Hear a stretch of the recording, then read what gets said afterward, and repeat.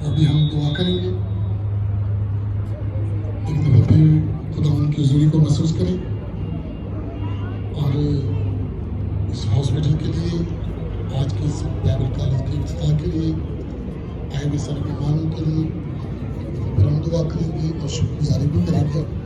सब आंखें बंद करें, खुदा उनकी हज़ूरी को महसूस करें और खुदा उनकी हज़ूरी झुक कर